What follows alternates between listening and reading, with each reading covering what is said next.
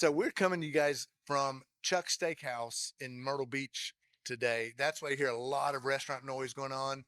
They're super busy. And we're doing the podcast from Chuck's Steakhouse in Myrtle Beach.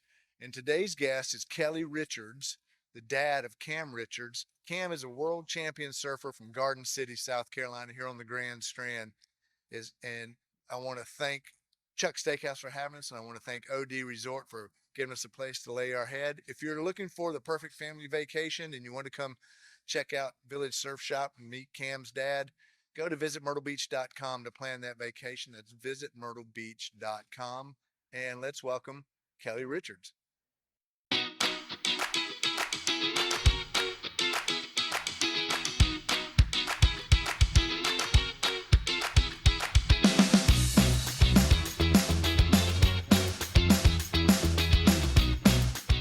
Relatively Famous Podcast with Chip White. Kelly, welcome to Relatively Famous. I'm glad you're here. It looks like fun. It should be a good time, Chip. It's always good to see you back home. It's good to be home. I remember the Village Surf Shop where you have. Mm-hmm. I think probably before, because you came in the 80s, right? Yeah, Eric Eason owned it since 1969, and then you probably remember when we used to go in there and it was sand inside of it. It was like that deep of sand inside the surf shop. Yeah. And then I fixed dings for Eric when I was 12 or 13. Began to make boards, and then Eric sold it to me in 88. 80, okay. Yeah, because I had left by there, and I was North Myrtle Beach, so yeah, we would get down. If there was a surf contest, we would get down to Garden City, or if we Same were just here. kind of bored, and so it was either we were buying our boards at the beginning was either Village or Ocean Surf Shop, Mom Silly Millie and Millie and Frank Sproul. Yeah. Yes. Yeah. Love of those folks. Frank actually rode by the surf shop about 10 or 12 years ago, and he gave me one of the old wooden carved signs of Sean Thompson. And I remember that sign when I was a kid, like, wow. Yeah. Yeah. They were a big bike shop too. It's almost like a surf shop was a secondary thing. But, I can remember going there. I can remember going down to Village. I can remember Eddie. God, drawing a blank. I said when you made 2 hot surfboards. He had a little shop in Crescent Beach for a while. Moved to Colorado and made a killing in real estate. Okay, Eddie, that's not the same Eddie. Yeah, brown curly hair, mustache. Passed away a couple of years ago. Yeah. He opened that little surf shop, and there was a Mark finally opened Surf City. But it was amazing, as I'm sure you can testify, how the surf industry's grown here. How have you seen it change? Which was all like little mom and pops. Okay, and then probably in the early 90s to 2005, a lot of non-surfer surf shops came up. They hung out for a while, but now it seriously seems like it's going back to people want to shop at the brick and mortar. They want to support the local. Yeah. When I interview different celebrities, the father and the mother always is a little different because I think that's how that works. Yeah. Well, in different in the career of their child. Right. As a brother, I had no say on how my sister's career went. Right. Just luckily it started before people knew me. Cam has achieved kind of the pinnacle of surfing, right? He's been, Yeah, Cam's. I always say Google people, but I want to hear you talk about your son for a minute. Because it is about you, but I want to hear. Well, both boys, Cole, which which is the oldest boy, was a phenomenal surfer. And he won the ECSC at age 13. He won the whole show. And then Cam got pretty good about 8 or 9. But the thing about Cam, man, is like he had so much know-how and so much knowledge between me and his brother Cole. But we could tell him to sit right there and ride those rights, because that's where everyone is getting the points. And the little son of a gun would go as far down and ride the lefts as he could and just look at us and go, I'm going to do what I want to.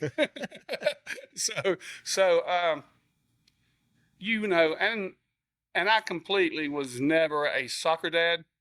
It was like, guys, if y'all want to, let's do this.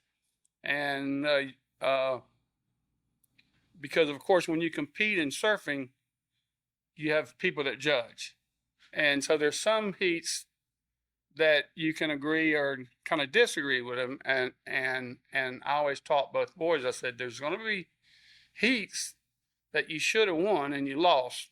And there's going to be heats that you lost and you won. Yeah. So it's just part of that game. Yeah. I did a few surf contests when I was younger. It was ESC, East Coast Surfers, ESA. Didn't really travel. I wish I had. There's a lot of regrets in that, but it was fun. And my son played lacrosse. Oh, cool. And football, but we did the summer lacrosse thing. Did you guys have to do the summer surf tour? Like your summer was like, okay, well, this weekend's a contest is in Cocoa Beach. This weekend we got to go back up to Virginia Beach. Or was here is probably the biggest gift that surfing gave to me is I got to travel and see the world with my 2 boys. And a lot of parents don't get that much.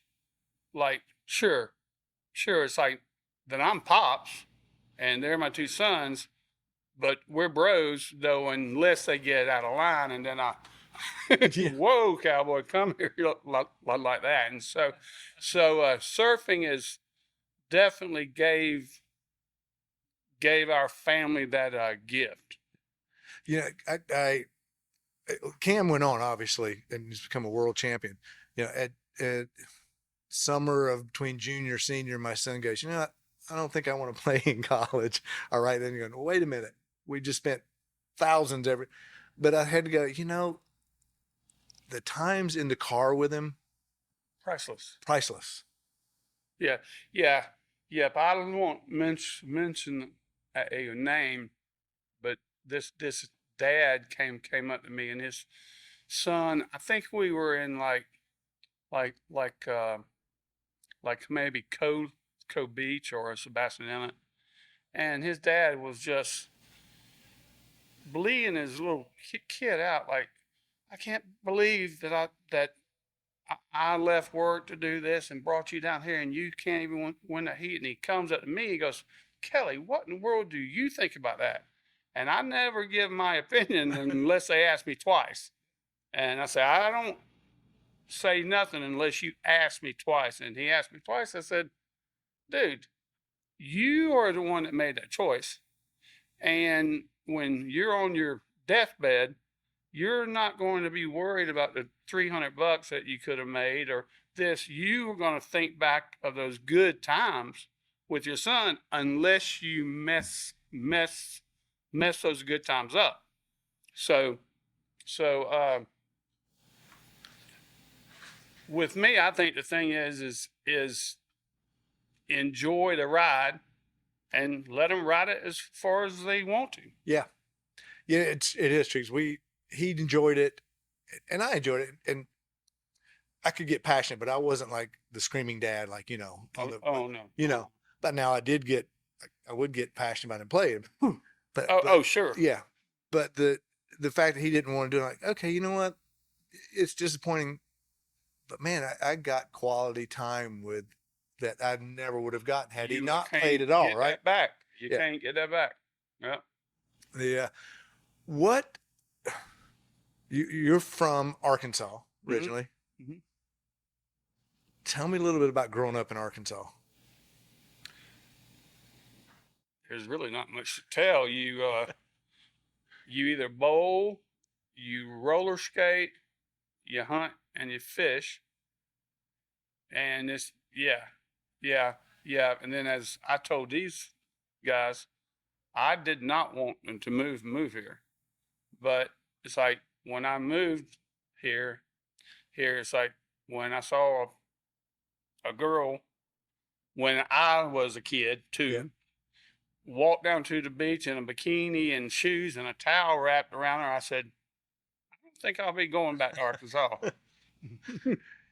You know what? It had a lot of effect on guys like that at our age, you know? Yeah. And waves and surfing and yeah. Yeah, you know, I think that my producer is a great guitar player and singer and stuff, you know. Sherry, who we've had on, I've had a lot of musicians on. A lot of the males say I got into it to meet the girls. I think I got into surfing for the same reason. Because if you surfed here as a kid, dude, you were in. And if you knew how to play foosball. Yep. You had to be good at foosball and good at surfing. Yeah. I don't know if I was really great at either one. Now I think about it, my love life must have been an issue. So you moved from Arkansas. What attracted you to the surf industry, the surf business, or even surf? I know surfing. The bikini attracted to surfing. Right, but yeah. what? Yeah. This lifeguard would let me ride those old rafts that would just rub your boobs off. Yep. Off. Blue canvas. Yeah. Orange, yellow Yeah, rubber yellow on each rubber. end, and you would thump them to find the one with the most air. Yep. And so I rode those, and then I got that little buzz, and then the first surfboard I bought, it wasn't big enough for me to learn. So I surfed for probably 6 months, and I was horrible.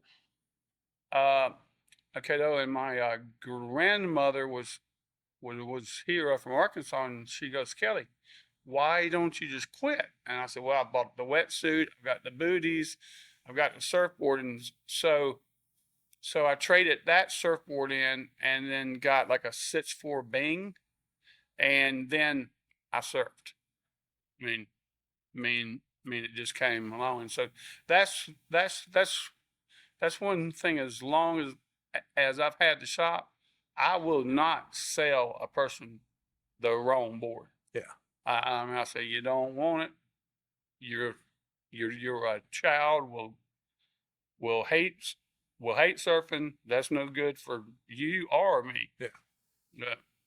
Yeah. The finding that first board that you can ride as a kid. I mean, like I can hardly ride my longboards anymore. I'm a little thicker in the stomach, you know, the paddling. But yeah, I look back and say, okay, my first surfboard was actually one that Vanna bought from a guy that she thought was cute.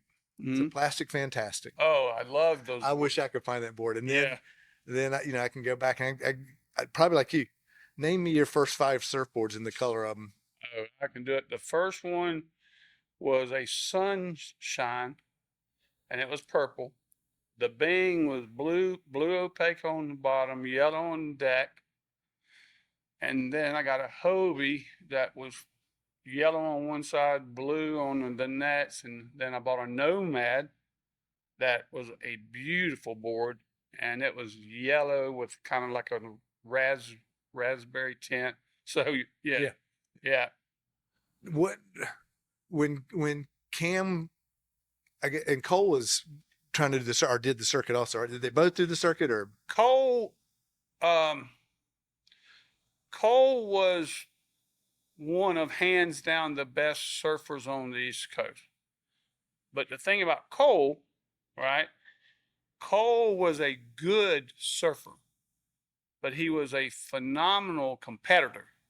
So when that horn blew and it was time to compete, Cole could beat guys that he was half as good at.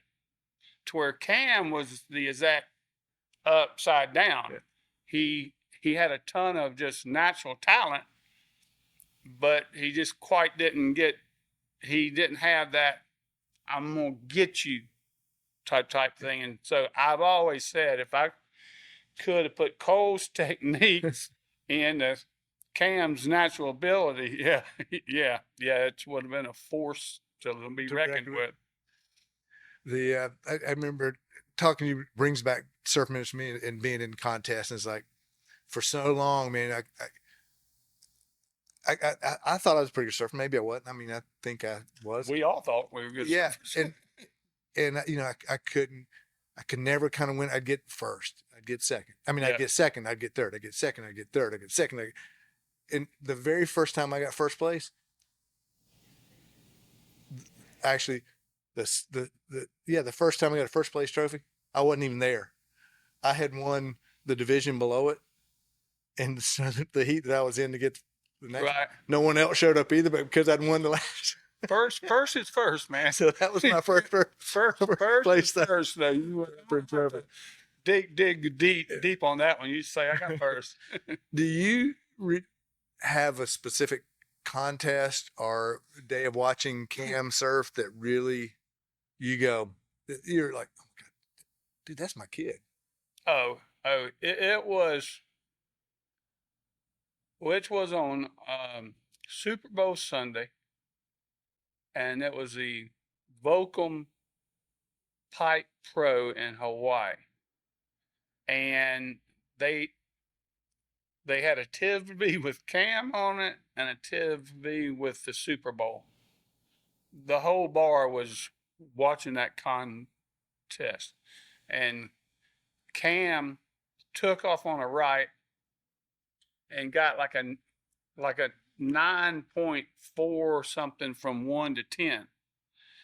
And then just right after that wave, and we completely got confused because it happened like that. He turned around on his way out though and got a 10. So it's like the bar is just going crazy, and they don't give a damn about who's winning the Super Bowl. Yeah. you know, and then which and I'm sure of course that you know about the wave at Pipeline that Cam rode. You know what? I hate to say it, but as much as I have loved surfing, I see it online and it makes me feel old, dude. I just, because I know, Yeah. So does that make sense? I want to do it so bad, and I want to follow it, and my ego, it just gets crushed because I'm old. No, this, and this here has been told tons and tons of time, and it was hands down a world renowned, world famous wave. And it's ironic because you take my son Cam, which grew up here, learned how to surf here. Yeah. Okay. He is out at Pipeline, which is the most deadliest wave in the world. And you have to respect the Hawaiians. Yeah. Because that's theirs. And they all love Cam because he's a very, very, very respectful person. So it was huge. It was probably 25-foot face, if not more. And then I don't remember the Hawaiian's name, but Cam was on a board that I had built for him for his 19th birthday. A friend of mine had ordered a board to go to Puerto Escondido in Mexico, but he never went. So I had this gun blank, and the gun's called a big wave board. Mm-hmm. So I had it sitting back there for 25 years. And so Cam's beginning to ride the outer reefs in Hawaii, and so I make him this board. Well, I'll be damned. He catches that wave on this board and gets one of the most well-known barrel rides at Pipeline ever. And it's just ironic that his dad, a shaper from Garden City Beach that shapes boards for waves this big, and then this kid from Garden City Beach rides one of probably hands down the most famous waves ever ridden at pipeline. Well, I'm going to try to find a link for it and put it in the show notes so that people can see it. And I definitely will look it up. Yeah. It was huge. Now, we talked about your influence on the boys in surfing.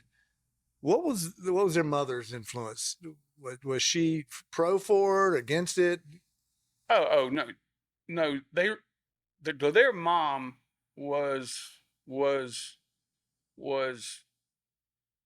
the most phenomenal surf mom there was, and she would go down to the beach with a cooler and feed all the kids all day long, and then all the kids would come to our house, and we had we had dirt bikes, horses, and so it was just like where everybody went. But then it kind of got to a point to where we were traveling so much, and their mom, we had horses. I didn't have a horse. Those were hers. And so she begun to not travel with us because she had to take care of the horses. Yeah, horses are. We have a little property. My wife wants them, but we're not there all the time. She's like, "That's an animal you got to be there for." But this a swimming pool, an offshore boat, and a horse. When you weigh things out, you're paying about $1,000 an hour to ride that horse, about $600 an hour to be in your pool. I mean, with all the math. Yeah, it is true. That absolutely is true. I think the place we live in, San Antonio, has a pool. It's like a little community. I think I went in it once last summer, and all of my HOA dues I paid all year. It's like, dang, I use that pool once. That's a $4,000 swim, Yeah, right. Yeah. Well, just think if that was your own pool. Yeah. You had to go and clean it and all of that. But do you have a favorite board you've shaped? Do I have a favorite board that probably about, well, though, of course, Cam's board that he rode that way. Okay, but for me, about 15 years ago, I made kind of the exact same board that was my first board, but I just made it big enough for me, and it was a single fin. Yeah. And for about 6 or 8 months, I had a great time on that board because it kind of, the old way of surfing was new to me, right? Yeah. And then, but probably, I hate to say it, but I think I was riding for Sunset surfboards out of the west coast. Okay, and that guy made me a 6.2 or a 6.4 round pin, and I rode that board for 2 weeks, and I hated the board. But then I found out where the gears were and how it worked. Yeah. And I rode that board for probably 2 years. Yeah. It's funny how different boards, you don't think that it would make a difference, but each one. They're all different. Yeah. And you can have a kid bring you a board back. He says, "Man, it just don't work." And then you can give it to another kid. "Man, this board's magic." Yeah. So, and then the more boards you do and the more you deal with it, you just have to learn how to where you don't take that personal. Yeah. It's just the way it is. It's like someone with golf clubs in Myrtle Beach. I like that brand. I don't like this one. I like that board. I Yeah. don't like that one. I I like riding longboards now, Mm-hmm. not just because of my body shape, but I always thought of myself like as a soul surfer. I love that '70s feeling of surfing. Like you were saying, you went back to that board. Yeah. Yeah. Look, I admire Cam and these guys that fly through the air and they do. It's like, okay, man, I want that old play Fleetwood Max Albatross, whatever that song is, and just right. you know. Well, my motto now in surfing, mine is that if I have not impressed you yet by how good I surf, you missed it because it's gone.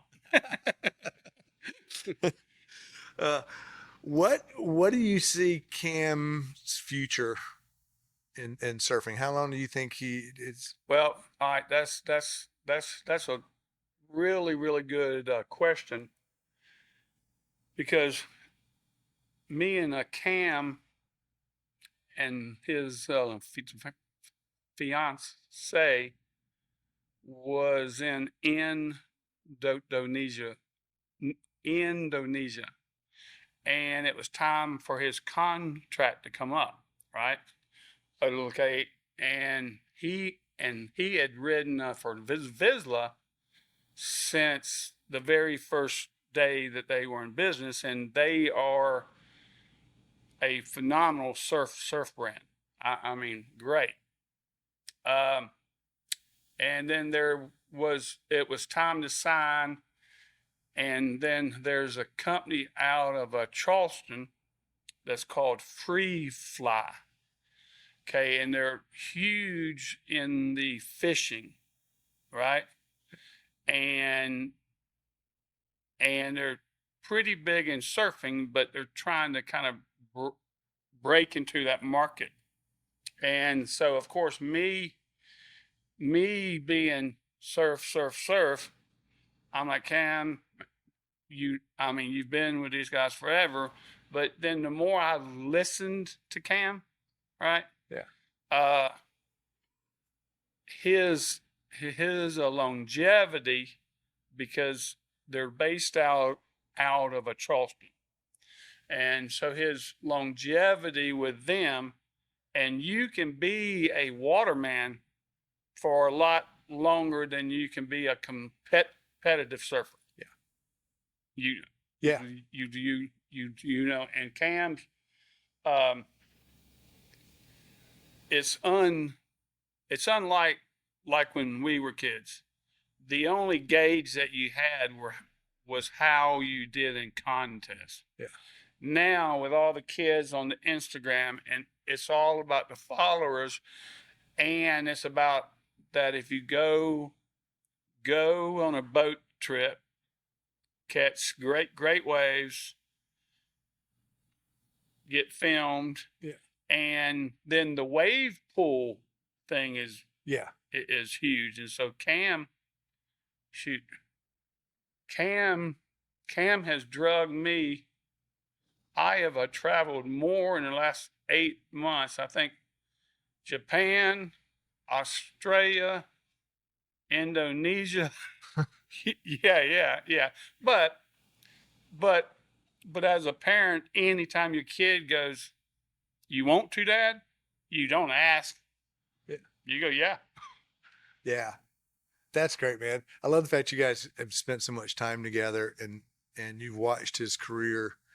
And I hope that more people will look him up and go, "Oh, I didn't know he was from Myrtle Beach or that area, kind of the Grand Strand." I like to say the Grand Strand, right. Because it's all, and then follow him more or let's go to the surf shop. I mean, I want to, Yes. I'm sure people come by just to see. Well, it's like the surf shop just became a Horry County historical landmark. Okay. Yeah. And then, as always, I have to give out a shout to Brian Campbell, because Brian Campbell worked for me for 21 years. Okay. And Brian gave me the gift of being able to travel with my kids. Yeah. And he kept the shop afloat. And he kept the shop afloat. And so he left for a year, and I was trying to do everything. And how in the world can I teach an 18-year-old girl how to merchandise something when I don't know how? I am a surfer, right? Right. And so me and Brian sat down, and so now we're partners in the surf shop, and he knows how to do all that Instagram post and everything. And it's absolutely been phenomenal, because if he asks me anything, I just go, run, Forrest, run. Like, I mean, I mean, things are going great, and I can be me, right? Right. Go to a surf event. I can travel with the boys and shape surfboards. So it's worked out great. Awesome.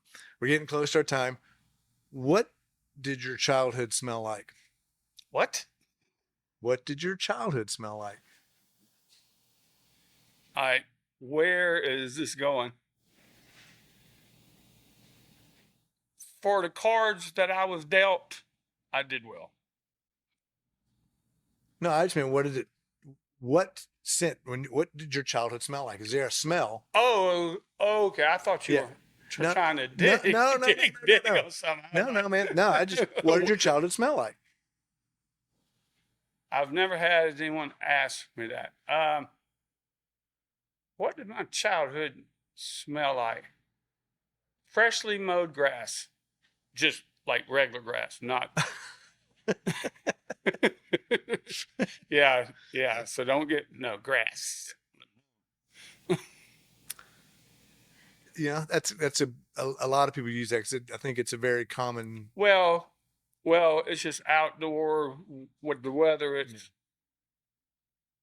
the beach or salt water. It's just grass. Yeah, Freshly mowed, not smoked. Freshly mowed grass. Yeah. Kelly, I want to thank you for being here. And I know when I called, you were kind of a little hesitant, because you like, look, dude, I stutter. I'm like, Right. I think that's why I really a part of even like better that you come on. Right. And I appreciate that, because I've asked some people before, and they're like, and they won't do it because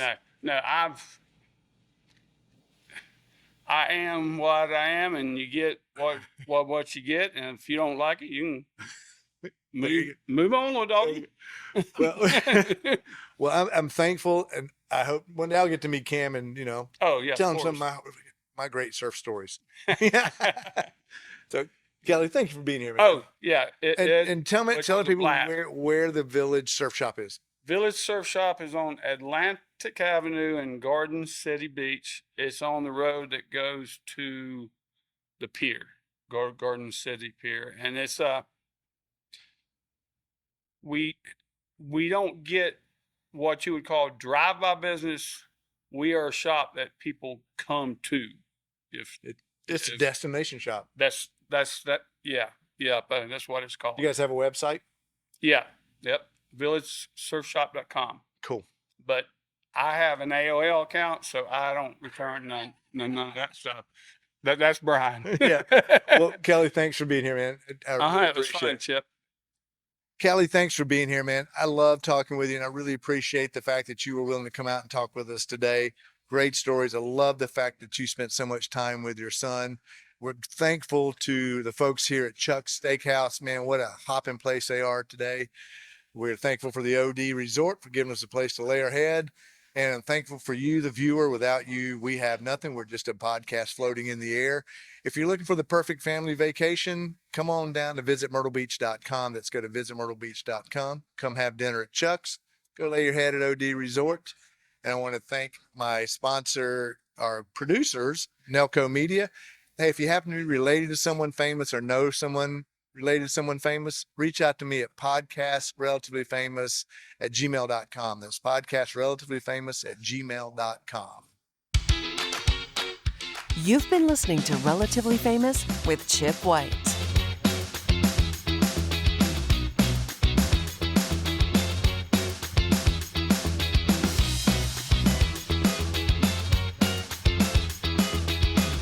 Please like and subscribe to Relatively Famous with Chip White.